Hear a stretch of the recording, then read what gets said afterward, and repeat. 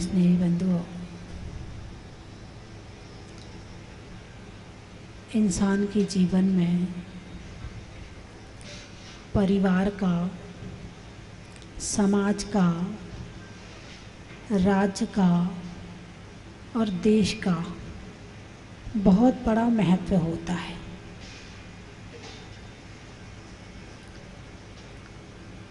इनके बीच रहकर ही एक इंसान का उत्थान होता है। इनके बीच रहकर ही उसे अपनी योग्यता प्रकट करने का मौका मिलता है। इनके बीच रहकर ही वो अपनी ऊर्जा को और ज़्यादा विकसित कर सकता है। यदि ये ना हो तो आपकी ऊर्जा, आपकी योग्यता किसी काम की नहीं है। उसमें सबसे पहला नंबर परिवार का आता है। दिन भर कहीं भी घूमते रहो, शाम होते ही, रात होते ही कहाँ की याद आती है? घर की याद आती है। दिन भर आराम से दुकान में बैठे हैं, निश्चिंत होकर दुकान में बैठे हैं, आराम से, कोई टेंशन नहीं है, कोई विकल्प नहीं है, आगे की कोई चिंता नहीं है कि कहाँ जाऊंगा, क्या करूंगा। दिन भर दुकान चलाई और जैसे ही शाम होती है, जैसे ही ग्राहकी कम होने लगती है, जैसे ही 8 बजते हैं, 9 बजते हैं, वैसे ही लगता है अब घर जाने का टाइम आ गया है। और घर ना हो तो, घर ना हो तो फिर क्या होगा? कहाँ जाओगे? कहीं भी पड़ के सो जाओगे। नींद भी आएगी या नहीं आएगी इसकी कोई गारंटी नहीं है। एक घर होता है इंसान के पास, उसमें माँ होती है, पिता होते हैं, पत्नी होती है, पुत्र होता है, पुत्री होती है, बहन होती है। एक भरा पूरा घर होता है। वो घर जाता है तो सब उसका स्वागत करते हैं। ऐसा नहीं है कि जो महिलाएं घर में रहती हैं वो कुछ करती नहीं है, उनका कोई अस्तित्व ही नहीं है। ऐसा नहीं है कि जो महिलाएं घर में रोटी बनाती हैं, घर संभालती हैं, तो वो कुछ नहीं करती हैं। ऐसा कभी मत कहना कि तुम कुछ करती नहीं हो। क्या करती हो घर में पड़ी पड़ी? कभी मत कहना। यदि जब तक घर में नारी नहीं है ना तो मकान कहलाता है। जब तक घर में नारी नहीं है तो मकान कहलाता है। वो घर कब बनता है? जब उस घर में नारी होती है, जब उस घर में परिवार होता है। एक अस्तित्व ही बहुत बड़ी चीज़ होती है, एक साथ ही बहुत बड़ी चीज़ होती है। जब तक जवान होते, शक्ति होती ना, तब तक तो खूब लड़ते हैं, लेकिन जब बुढ़ापा आता ना और पत्नी बहुत बीमार हो जाए, तब पता चलता है कि पत्नी क्या होती है। पत्नी केवल एक ही काम के लिए नहीं होती है, पत्नी के साथ रहने पर दिमाग शांत रहता है। और ऐसा नहीं कि पति का ही रहता है, पत्नी का भी मन शांत रहता। कोई तो है मेरी रक्षा के लिए, कोई तो है मेरा पक्ष लेने के लिए, कोई तो है मेरे विषय में बोलने के लिए, कोई तो है मेरी चिंता करने के लिए। बेटा चिंता करे ना करे, बहू चिंता करे ना करे, लेकिन पति जरूर चिंता करता है।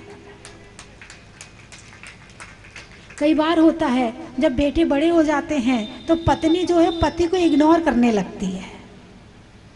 जैसे बच्चे बड़े होते हैं तो बच्चों के मुंह में आके पति को इग्नोर करने लगती है, उससे झगड़ने लगती है, उसका ध्यान नहीं रखती है। बहुत बार होता है, पति कई बार आके शिकायत करते, बोले माता जी बिल्कुल ध्यान नहीं रखती है, बस बच्चों के अलावा कुछ नहीं दिखता है इसको। फिर बच्चे बड़े होते हैं, उनकी बहुएँ आती हैं, शादी होती है, बहुएँ आती हैं, फिर वो अलग हो जाते हैं जाके। फिर लगता है कि यदि साथ निभाने वाला कोई है, फिर वही पति याद आता है। ऐसा अक्सर परिवार में होता है।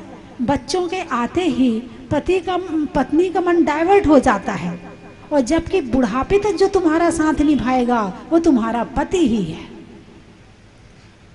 ये जोड़ा जो बनाया है, ये जोड़ा एक जीवन के सफर के लिए बनाया है। और हो सकता है कि जवानी में पति पत्नी में इतना प्यार ना हो, लेकिन बुढ़ापे में जरूर हो जाता है, क्योंकि पता है कि अब असक्त समय आ रहा है। अब जीवन का सबसे कमजोर समय आ रहा है। अब कौन काम आएगा, अब उसे दिखता है, नजर आता है कि कौन काम आएगा और कौन काम नहीं आएगा। बंधुओं, परिवार में यदि पत्नी घर में रहती है तो कभी ये शब्द मत बोलना कि घर में पड़ी पड़ी करती क्या हो, झाड़ू तो लगाती हो, रोटी तो लगाती हो, हमारी देखो हम जाके कितनी मेहनत करते हैं। ठीक है, आप मेहनत करते हैं, लेकिन आपके मन शांत रहने में आपकी पत्नी का बहुत बड़ा हाथ है। वो घर में आपका इंतजार कर रही है, वो घर में आपकी तैयारी कर रही है। आपको नहीं पता, आप तो दुकान में बिजी हैं, आप तो ग्राहक में बिजी हैं, पत्नी इंतजार कर रही है, आज इनके लिए ये बना लूँ, आज इनको ये पसंद है ये बना लूँ, अब ये गर्मी में आते हैं तो ये तैयार कर लूँ, अब उनके लिए शिकंजी बना के रख लूँ, अब उनके आने का टाइम हो गया। कितनी तैयारी करती है आपके लिए, जो आपके स्वागत की तैयारी कर रही है, और उसको आप कह रहे हो क्या करती हो घर में पड़ी पड़ी। क्या ऐसा कहना चाहिए? अरे बोलिए ना, नहीं कहना चाहिए।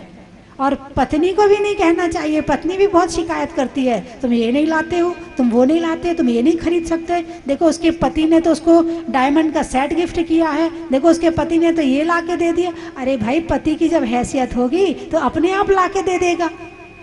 तुम रोज रोज क्यों उससे शिकायत करती हो? उसका भी मन दुखता है जब तुम कहती हो और वो नहीं दे पाता है तो उसका भी मन दुखता है। इसलिए आपको भी उनसे शिकायत नहीं करनी चाहिए और आपको भी उनसे शिकायत नहीं करनी चाहिए। दोनों को बड़े शांति से, समर्पण के साथ एक दूसरे का सम्मान करते हुए रहना चाहिए। यदि एक दूसरे का सम्मान करते हुए रहोगे तो डायमंड सेट नहीं भी होगा तो भी सुख होगा। और एक दूसरे से शिकायत पे शिकायत, तुम ऐसा नहीं करते, तुम ऐसा नहीं करती, तुम ऐसा नहीं करते, तुम ऐसा नहीं करती, तुम्हें ऐसा करना चाहिए, तुम्हें ऐसा करना चाहिए, बस वहीं अशांति हो जाती है, बस वहीं लड़ाई झगड़े हो जाते हैं। दोनों घर में बड़ी शांति से रहें। जिसके पास जो होगा वो तुम्हें ही तो देगा। किसके लिए कमा रहा है? अरे बोलिए ना, किसके लिए कमा रहा है? तुम्हारे लिए तो कमा रहा है। उसको ये पसंद है, उसको ये पसंद है, उसको ये पसंद है। जब घर वापस आता है दुकान से तो कभी मिठाई का डिब्बा लेके आता है, कभी कुछ लेके आता है। उसको ये वाली बर्फ़ी पसंद है, उसको ये वाला रसगुल्ला पसंद है, उसको ये वाली आइसक्रीम पसंद है। वो भी तो तुम्हारा ध्यान रख रहा है। अरे बोलिए ना, तो शिकायत करना चाहिए क्या? है पत्नी को पति से झगड़ा करना चाहिए क्या? अरे बोलिए ना, नहीं करना चाहिए। कौन कौन पत्नियां आज से अपने पति से झगड़ा नहीं करेंगी? चलो उठाओ, हाथ उठाओ। कौन पत्नी है? बहुएं उठाएं हाथ। अब बुढ़ापे में तो वैसे ही झगड़ा बंद हो जाता है। बहुएं हाथ उठाएं तो कोई बात है, उठाइए हाथ अच्छे से। मैं देख रही हूँ सभी बहुओं को, आपसे भी कह रही हूँ, पति से झगड़ा नहीं करना है, हाथ उठाओ। ए चुप मत करो, इन्हें चुप करके कुछ नहीं होगा। तुम्हें तुम्हारी बात बता रही हूं मैं, इससे ही सीखती हो। हाँ तो सही बात है, यदि सीखती हैं तो अब तुम्हें वैसा बन के बताना है जैसा कि इन्हें सिखाना है। और जितनी महिलाएं कुर्सी पर बैठी हैं वो भी नियम लें कि अपने पति से झगड़ा नहीं करेंगी। अच्छे से हाथ उठाए, मैं देख रही हूँ कौन कौन अच्छी पत्नी है, कौन कौन धर्म पत्नी है, वो हाथ उठा लें कि अपने पति देव से हम शिकायत नहीं करेंगे और झगड़ा नहीं करेंगे। ये भी बहुत बड़ा धर्म है। ये मत सोचना कि ये धर्म नहीं है। मान लो आपने पति पर गुस्सा नहीं किया, आपने अपने पति से लड़ाई झगड़ा नहीं किया, ठीक है, तो आपने क्रोध नहीं किया। क्रोध करना धर्म है कि अधर्म है? अधर्म है। और क्रोध किया तो आपने पाप किया। क्या किया? पाप किया। और किसके ऊपर पाप किया? जो तुम्हारी रक्षा कर रहा है। किसके साथ तुमने पाप किया? जो तुम्हारे लिए तुम्हारा शुभ चिंतक है। किसके लिए पाप किया? जो तुम पे विश्वास करता है, उसके लिए तुम क्रोध कर रहे हो। नहीं नहीं, ऐसा नहीं करना। उठाइए हाथ अच्छे से। अच्छे से नहीं लेंगे तो वो भी दुखी रहेंगे और उनके पति भी दुखी रहेंगे। अब आप दुखी रहना चाहती हो तो मत लो, और सुखी रहना चाहती हो तो ले लो। ये नियम 1 साल का है, सारी जिंदगी का नहीं है। अब हाथ उठाओ, 1 साल का नियम है, अब तो उठा लो। जो टीवी में देख रहे हैं वो भी हाथ उठा लें। बहुत बढ़िया, बहुत सुंदर, बहुत बढ़िया। यहाँ की शक्तिनगर के लोग बहुत अच्छे हैं। नहीं हो सकता, बड़ा ध्यान रखना क्योंकि आदत पड़ी है गुस्सा करने की। कौन मिलता है सबसे ज्यादा गुस्सा किस पर उतारती हो? अच्छा अब हाँ, पतियों से कहूं, आप लोग अपनी पत्नी पे गुस्सा मत करना। कितनी कोमल स्वभाव की है, कितनी नरम स्वभाव की है, जरा सा जोर से बोल देते हो रोने लगती है। और कई बार तो एक बार एक भाई आए, उनकी पत्नी को डिप्रेशन था, और थोड़ा नहीं बहुत ज़्यादा डिप्रेशन था। इतना ज़्यादा डिप्रेशन था कि वो वंदामी भी नहीं कर पाती थी, इतना डिप्रेशन में थी वो। अब वो आए तो उनके पति ने कहा वंदामी करो, नहीं किया। कह रहा हूँ ना वंदामी कर, उन्होंने नहीं किया। वो इतनी जोर से चिल्लाए, इतनी जोर से चिल्लाए। मैंने कहा भाई साहब, डिप्रेशन में ये नहीं है, डिप्रेशन की बीमारी आपने दी है इसको। जब आप मेरे सामने अपनी पत्नी को इतनी जोर से चिल्ला रहे हैं, तो आपने उनकी शादी के करीब 30-40 साल हो गए होंगे। अब 30-40 साल में इंसान का दिमाग ही तो है, कितना सुनेगा। अब पुरानी पत्नी है, अब नई पत्नी तो है नहीं है कि तुम्हें लड़े और झगड़े और तलाक दे के चली जाए। वो पुरानी पत्नी थी, उसने सहन कर लिया, और वो सहन कर लिया सो डिप्रेशन में आ गई। मैंने कहा जब तक आप अपना नेचर नहीं सुधारोगे, जब तक आप इन पर चिल्लाना नहीं छोड़ोगे, तब तक आपकी पत्नी डिप्रेशन से बाहर आ ही नहीं सकती है। कई बार पति होते हैं, जयपुर में एक केस ऐसा भी आया जो अपने पति पर मतलब पूरा शासन करती है, बच्चों को अपने हिसाब से चलाती है, और वो डिप्रेशन में आ गए। अब डिप्रेशन में आ गए, अब मान लो उनके 2 बेटे हैं। अब 2 बेटे में से अक्सर घर में 2 में से एक पे ज़्यादा प्यार होता है माँ को, है, दूसरे को बड़ा इग्नोर करती है। जो टेढ़ा मेढ़ा होता, जरा जोर से बोलता, उस पर बड़ा प्यार होता कि तू सीधा रहे, और जो सीधा होता उसे दबा देती है। उसके साथ में बंटवारे में भी अन्याय हो जाता है। अब इस मामले को लेकर के मान लो पति बोले तो फिर पत्नी चुप रहो जी, तुम्हें क्या करना, मैं हूं ना, मैं कर रही हूं ना, तुम कौन होते बीच में बोलने वाले। और जितना डांट डांट के पत्नी ने पति को चुप कर दिया।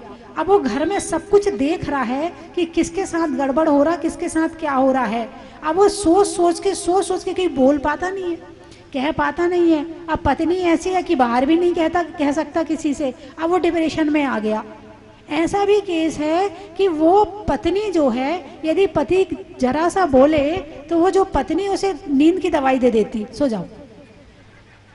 नहीं, बिल्कुल गारंटी से ये प्रैक्टिकल बता रही है आपको, जो घटना है वो वास्तव में बता रही हूँ मैं, कि नींद की दवाई दे देती है, पड़े रहो 5-7 घंटे अपने, अब हमारे बीच में मत बोला करो। यानी ठीक करने की बजाय अपने पति को वो और ज्यादा उसे डिप्रेशन में डाल रही है। ऐसी पत्नियां भी संसार में हैं, लेकिन आप मत बनना ऐसी पत्नी, और आप ऐसे पत्नी मत बनना कि आपकी पत्नी डिप्रेशन में आ जाए, और आप ऐसी पत्नी मत बनना कि आपके पति डिप्रेशन में आ जाए। क्योंकि जिसके साथ तुमने 7 फेरे लिए हैं, जिसके साथ तुमने रहने का वादा किया है, और उसके साथ में ऐसा अन्याय करो, मैं तो सोचूंगी कि शायद आपने अपने जीवन में इससे बड़ा कोई अन्याय किया ही नहीं होगा, यदि आपने अपने पति के साथ ऐसा किया है, अपने पति का बुरा सोचा है। तो एक घर है, ये परिवार है, इसे स्वर्ग बनाओ, इसे नरक ना बनाओ। और एक नहीं बनाएगा, इसे दोनों को मिलकर बनाना पड़ेगा। ये एक के बस की बात नहीं है, क्योंकि एक जैसे ही चुप होगा दूसरा शुरू हो जाएगा। अब दूसरा शुरू हो गया तो पहला वाला कितने दिन चुप रहेगा, वो भी कहेगा अच्छा हमारे से भी ले लो, तुम बहुत इनाम हमें दे दिया, अब हम तुम्हें दे रहे हैं। तो कहने का अभिप्राय मेरा ये है कि अपने घर और परिवार को ऐसा बनाओ कि रात का जब समय हो तो पति को याद आने लगे कि मुझे घर जाना है, और पत्नी इंतजार करे कि पति के आने का समय हो गया है। ऐसे मत बनना कि रात का समय हो अब पति बोले अब तो नरक में जाना है, दिन तो कट गया मेरा, अब मुझे कहाँ जाना है, नरक में जाना है। और पति कहे बस हो गया कलेश का टाइम, अब हमारा घर तो नरक बनने वाला है। सुबह होती है, पत्नी सोचती है कब दुकान जाए, ये कब दुकान जाए, तब मैं अपनी बात करूं किसी से, तब मैं किसी से बोलूं, तब मैं कुछ करूं यहाँ पे। ऐसा ना हो, तुम ऐसे मत बनना कि तुम्हारे जाने का इंतजार किया जाए, और तुम ऐसी मत बनना कि वो कहे कि मैं नरक में जा रहा हूँ। मैंने पहले भी बताई थी, एक घटना है, एक परिवार है, एक व्यक्ति आए, बोले माता जी मैं अपने घर में घुसने से पहले 9 बार नमोकार मंत्र पढ़ता हूँ। भाई ऐसा क्यों? बोले मैं नमोकार मंत्र पढ़ के ये सोचता हूँ कि अब मैं नरक में प्रवेश कर रहा हूँ, क्योंकि मैं जैसे ही प्रवेश करूँगा मेरी पत्नी एकदम से, तुमने ऐसा नहीं किया, तुम ऐसा नहीं करते हो, तुम ऐसा, तुमने बच्चों के साथ कर दिया, तुमने ये नहीं किया। यानी कि वो इतना चिल्लाती है, इतना चिल्लाती है कि ऐसा लगता है कि मैं अभी भाग जाऊं, लेकिन जाऊं तो कहाँ जाऊं। दोनों की मजबूरी होती है, जाऊं तो कहाँ जाऊं। पत्नी सोचती है मैं कहाँ जाऊं, पति सोचता है मैं कहाँ जाऊं। कहीं जाने की जरूरत नहीं है, दोनों शांति से रहो, दोनों एक दूसरे का सम्मान करके रहो, दोनों एक दूसरे के प्रति अच्छे भाव बना के रहो, वही घर तुम्हारे लिए स्वर्ग बन जाएगा। अभी एक बहन जी आई थी, वो कह रही थी, बोले हमारे घर में हम 3 देवरानी जुठानी हैं हमारे घर के परिवार में, और 3 हमारे चाचा ताऊ की हैं, तो हम 6 देवरानी जेठानी हो गई। हमने अपने घर का सहेली ग्रुप बना रखा है, हम बाहर वालों को अपनी सहेली नहीं बनाते हैं।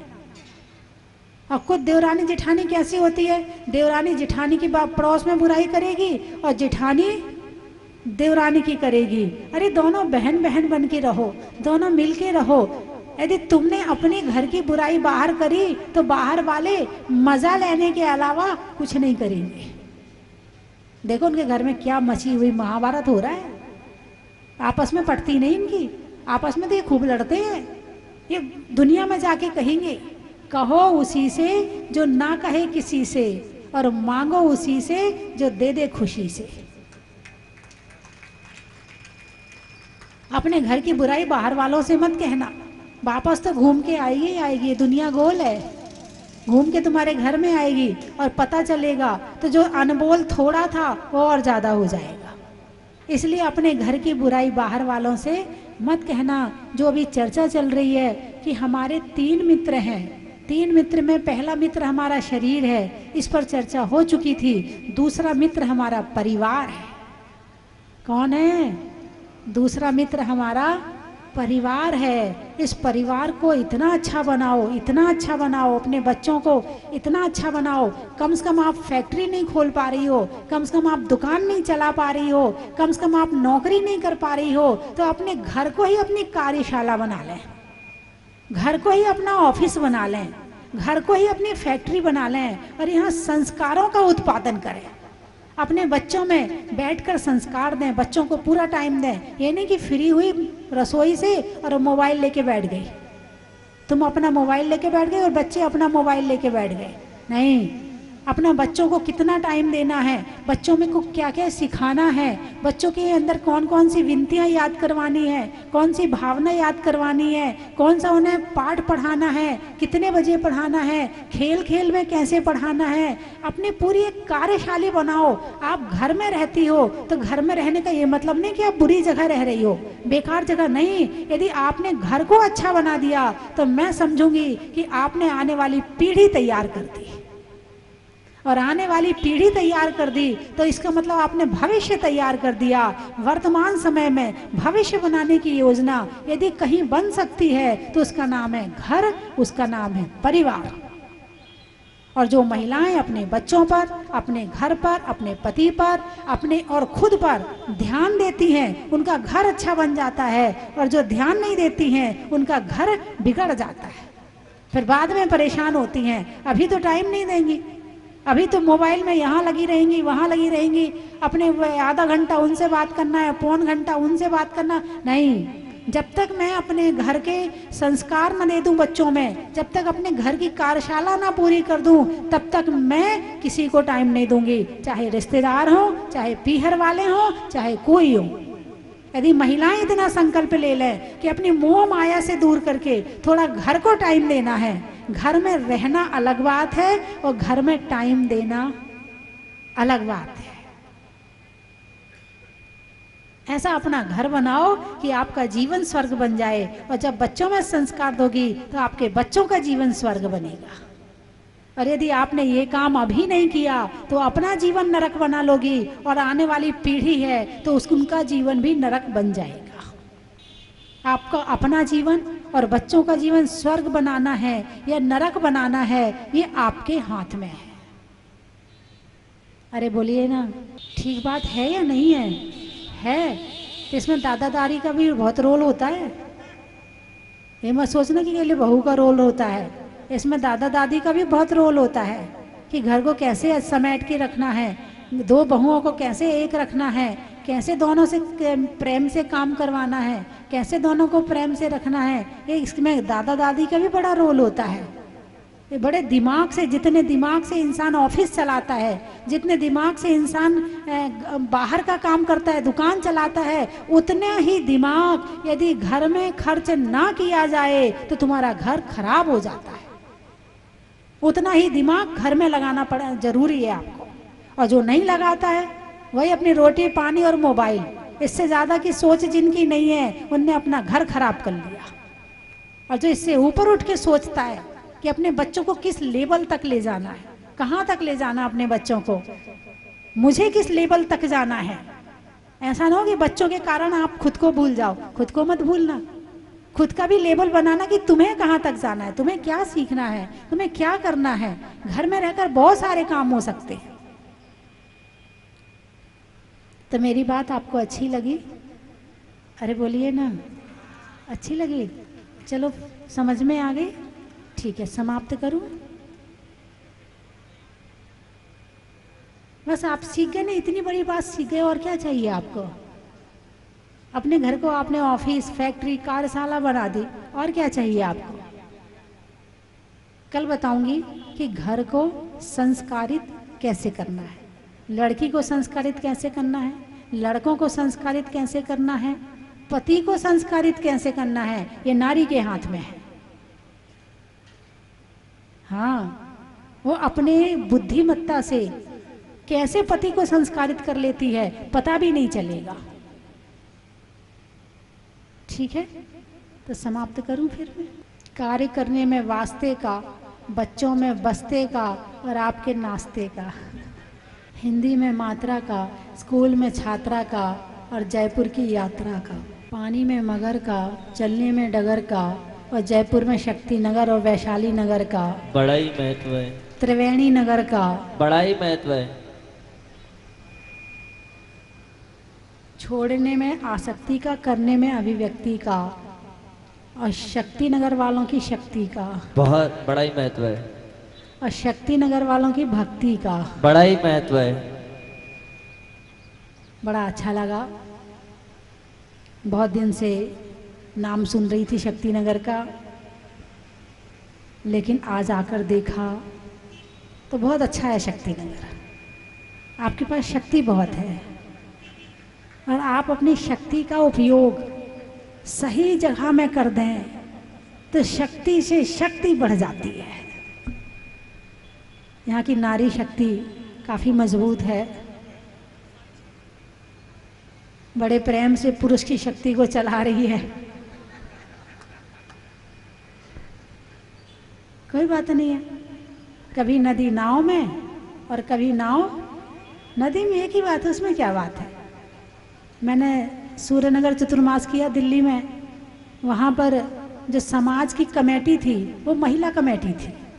मेरा चतुर्मास करवाया था उन्होंने, महिला कमेटी ने चतुर्मास करवाया था। तो ऐसी कोई बात नहीं है कि महिलाएं कुछ कर नहीं सकती। यहाँ पे ये मत सोचना कि महिला कुछ नहीं कर सकती है। महिलाएं बहुत कुछ कर सकती हैं। आप एक बार उनकी जिम्मेवारी दे के देखो तो सही। और शुरुआत शक्तिनगर से करो।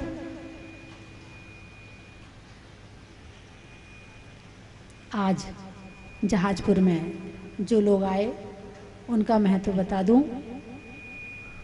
पशुओं में खुर का, गाने में सुर का, आने वालों में बुरहानपुर, जयपुर, उदयपुर का और ललितपुर का बड़ा ही महत्व है। बच्चों में टाटा का, महिलाओं में आटा का और आने वालों में कोटा का बड़ा ही महत्व है। बातों में अगर मगर का, चलने में डगर का और आने वालों में विजयनगर का। बड़ा ही महत्व है। महिलाओं में कड़ा का, गर्मी में घड़ा का और आने वालों में भीलवाड़ा का। बड़ा ही महत्व है। रिश्तों में ससुर का, देवों में असुर का और आने वालों में रायपुर का। बड़ा ही महत्व है। होने में नम का, शरीर में दम का और आने वालों में सेलम का। बड़ा ही महत्व है। ट्रेन में टीटी का, घर में टी का और आने वालों में कुचामन सिटी का। बड़ा ही महत्व है। बोलने में सच का, नहीं करने में कचकच का और आने वालों में नीमच का। बड़ा ही महत्व है। गांव में कंडा का, शिखर पर झंडा का और आने वालों में बंडा का। बड़ा ही महत्व है। चेहरे पर नैन का, बोलने में बैन का और आने वालों में उज्जैन का। बड़ा ही महत्व है। महीनों में मई का, रजाई में रुई का और आने वालों में मुंबई का। बड़ा ही महत्व है। विधान में बोली का, विधान में बोली का, शिखरजी में डोली का और आने वालों में एरोली का। बड़ा ही महत्व है। गर्मी में घड़ा का, भोजन में बड़ा का और आने वालों में नोएडा का। बड़ा ही महत्व है। गांव में दरा का, रंगों में हरा का और आने वालों में कलेवरा का। बड़ा ही महत्व है। बोलिए 24वें भगवान की। मैं आज आपको अपने अतिशय और चमत्कारी माताजी मुनि सुब्रतनाथ भगवान जी के कुछ पल सुनाती हूँ। मैं जब मुनि सुब्रतनाथ भगवान के दर्शन करने आई तो मुझे ऐसा लगा कि मैं मतलब यहाँ से जाऊँगी नहीं। तो ये मेरे लिए पहला ही अतिशय था कि मेरे मन के भाव ऐसे हुए कि मुझे वापस नहीं जाना है। तभी मैं मंदिर में पहुंची तो मेरी गुरु माँ परिक्रमा दे रही थी। मैं देखती रही एक तक। तो उन्हें जैसे ही मैं प्रतिमा दे के बाहर निकली, मैंने उनके चरण पकड़ लिए। मैंने कहा, हे माँ, मुझे अपने पास रख लीजिए, मैं वापस नहीं जाना चाहती। ये मेरे लिए पहला अतिशय था कि मैंने गुरु माँ के पैर पकड़े, क्योंकि मैंने प्रवचन तो खूब सुने थे, महाराज मुनियों के भी और माता जी के भी, लेकिन कभी संपर्क नहीं किया था, बोली नहीं थी, कभी किसी के पैर भी नहीं छुए थे। बड़ौत की बातें ये तो बड़ौत में हमारे चतुर्मास खूब होते थे, वहाँ में प्रवचन खूब सुनती थी, आहार खूब देखती थी, सब देखती थी, लेकिन मैंने कभी अपने हाथ से आहार भी नहीं दिया और कभी महाराज मुनियों से या माताजी से कभी बोली भी नहीं। मैं ये सोचती थी कि इतने महान, ये इतने तपस्वी, मैं इनके सामने क्या हूँ, मतलब कैसे बोल पाऊँगी। नहीं बोल पाई थी। सबसे पहले मैं गुरु माँ के चरणों में पड़ के पहली बार ये कहा था कि माता जी, मुझे अपने पास रख लीजिए, मुझे वापस नहीं जाना। मेरे लिए पहला अतिशय ये कि माता जी ने मुझे ठहराया, मतलब वहाँ रहने के लिए जगह दी। फिर दूसरा अतिशय कि माता जी के पास रहते हुए दूसरे तीसरे महीने ही मैंने प्रतिमा ले ली। तो मेरे लिए तो बहुत आश्चर्य और अतिशय ही है माता जी का और भगवान का कि मेरे भाव वहाँ ऐसे बनते गए कि मैं प्रतिमा लेऊँ। प्रतिमा लेने के बाद में माता जी को निहारती रहती थी, चलते बैठते उठते सोते तो देखती रहती थी, लेकिन मैं माता जी से आज तक कभी बोली नहीं। 5 मिनट के लिए भी अकेले में मैंने माता जी से कभी बात नहीं की कि ना अपने विषय में बताया ना कुछ कहा। तो मेरे लिए तो सब अतिशय ही अतिशय होते चले गए। ये भगवान की और मेरी माँ की कृपा है कि मेरे साथ में ऐसे होते गए। और साल भर पहले मैंने माता जी को दीक्षा के लिए नारियल चढ़ाया, तो माता जी ने कोई रेस्पॉन्स भी नहीं दिया। फिर भी मैं सोचती रही कि मैं बढ़ती चलूँ। मैं माता जी के चरणों में गई, मैं कि माता जी मुझे दीक्षा चाहिए। माता जी हंसने लगी। तो मुझे ऐसा लगा कि चलो कुछ तो संबोधन मिला। और फिर ऐसे ही अभी पदमपुरा में मैंने दीक्षा के लिए नारियल चढ़ाया। मतलब मेरे लिए इतना अतिशय होता गया कि मुनि सुब्रतनाथ भगवान की कृपा है और मेरी माता की कृपा है कि मैं आज आपके सामने छुलिका के वेश में बैठी हूँ। मुझे उम्मीद तो मैं बहुत करती थी कि मुझे दीक्षा मिले, मेरा समाधि मरण हो, मैं ऐसी मृत्यु से नहीं मरूं कि मैं तड़प तड़प के मरूं। भाव तो बहुत थे, लेकिन ये भाव इतनी जल्दी मेरे पूरे हो जाएंगे, ये सब माता जी का और भगवान का अतिशय है। उसके बाद में दीक्षा भी कब मैंने ये कहा था, माता जी मुझे दीक्षा चाहिए, या एक कमरे में बैठ के ही मेरा केशलोश करके आप दीक्षा दे दीजिए, लेकिन मुझे दीक्षा चाहिए। लेकिन मुझे नहीं पता था कि मेरी दीक्षा इतनी भव्य दीक्षा के रूप में होगी कि महावीर जयंती के दिन, जिस दिन महावीर भगवान का जन्म हुआ, उस दिन मेरा भी एक नया जन्म हुआ। क्या मैं कल्पना भी नहीं कर सकती थी। तो ये सब माता जी का ही अतिशय है, भगवान मुनि सूरतनाथ भगवान का ही अतिशय है। ये अतिशय मेरे साथ होते गए, और ऐसे में आपके सामने जो छुलिका के वेश में हूँ, ये सब मेरी माँ की कृपा है। ये मेरी माँ का ही पुण्य का उदय है, ये मेरा पुण्य का उदय है। माता जी के हाथ से मुझे दीक्षा मिली, और माता जी मुझे अपने चरणों में इसी तरह से ही रखते रहे, इतना ही प्यार और सब देती रहे। तो हे भगवान से यही प्रार्थना करती हूँ, हे माता जी मेरा समाधि मरण भी इतना ही अच्छा हो जितना मेरे साथ में ये सब हो रहा है। ये सब अतिशय मेरी माँ के और मेरे भगवान के ही लिए है। बस इससे ज़्यादा मैं कुछ भी नहीं बोल सकती।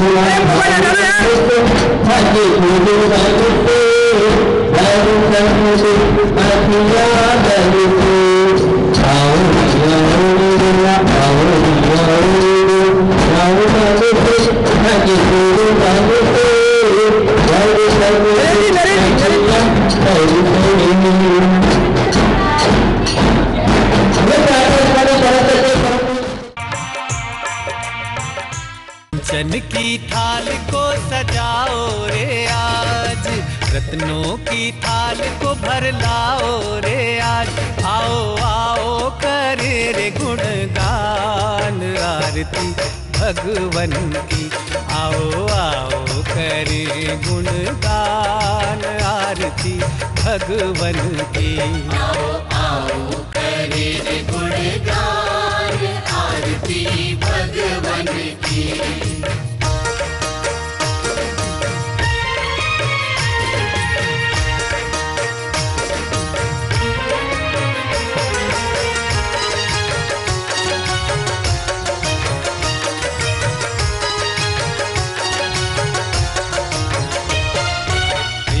सुमित्र के राज दुलारे, माँ पद्मा जी के नैनों के तारे। पिता सुमित्र के राज दुलारे, माँ पद्मा जी के नैनों के तारे। राजगृही में जन्म लियो आप, राजगृही में जन्म लियो आप। आओ आओ मनाए खुशी आज आरती भगवन की। आओ परम विदुषी लेखिका गणिनी आरिका रत्न श्री 105 स्वस्ति भूषण माता जी जिन्होंने मात्र 20 वर्ष में 100 से भी अधिक किताबें लिखकर जैन समाज को अनूठा योगदान दिया है। बड़े बड़े विधान जैसे कल्पद्रुम महामंडल विधान, सिद्ध चक्र महामंडल विधान, इंद्रध्वज महामंडल विधान एवं विशेष जिनपद, पूजांजलि आदि महत्वपूर्ण साहित्य बहुत ही सरस, सरल व सुबोध शैली में लिखे हैं, जिसमें गद्य एवं पद्य साहित्य भी समाहित है। इन महान साहित्यों को पढ़कर आप भी अपने ज्ञान का विकास कर सकते हैं। साहित्य प्राप्त करने हेतु आज ही संपर्क करें। संपर्क सूत्र 7906062500 98683456768।